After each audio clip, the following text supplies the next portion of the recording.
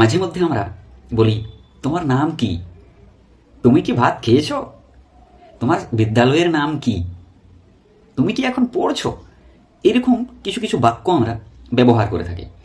যখন আমি বলছি তোমার নাম কি, তো সেই জায়গাতে ব্যবহার করছি কয়ে দীর্ঘই কি।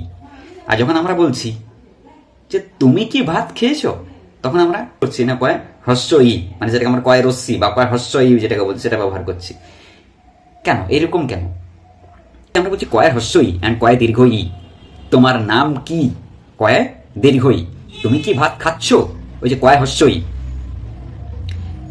তাহলে এখানে কয়ে হস্য ই অ্যান্ড কয়ে দীর্ঘ ইর মধ্যে এটাই পার্থক্য। যখন কোনো কিছু কোশ্চেন করা হয়, সেই কোশ্চেনের অ্যান্সার বা যদি কোনো প্রশ্ন করা হয়, সেই প্রশ্নের উত্তর যদি আমরা হ্যাঁ বা না দিয়ে দিতে পারি, বা হ্যাঁ বা না দিয়ে দেওয়া যেতে পারে, দেওয়া যায়, তখন আমরা ব্যবহার করি কয়ে হস্য ই। আর যখন হ্যাঁ বা না দিয়ে আনসার দেওয়া যায় না, সেই জায়গাতে আমরা ব্যবহার করি কয়ে দীর্ঘ ই। যেমন যদি বলা হয় তোমার নাম কি, তুমি কি বলতে পারবে যে হ্যাঁ, না, কিন্তু না, হ্যাঁ বা না দিয়ে আনসার দেওয়া যাবে না। এখানে আমরা কি বলি, আমার নাম বাউরি দাস মাল, ফর এক্সাম্পল। তার মানে কি আমাকে আনসার দিতে হচ্ছে, হ্যাঁ বা না দিয়ে আমরা আনসার দিতে পারছি না।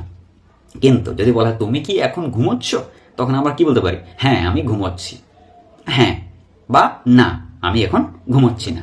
এরকম ভাবে হ্যাঁ বা না দিয়ে অ্যান্সার দেওয়া যাবে। এটাই কি আর কি এর মধ্যে বাংলাতে, বাংলা ব্যাকরণে কি আর কি এর মধ্যে পার্থক্য, মানে কয় হস্য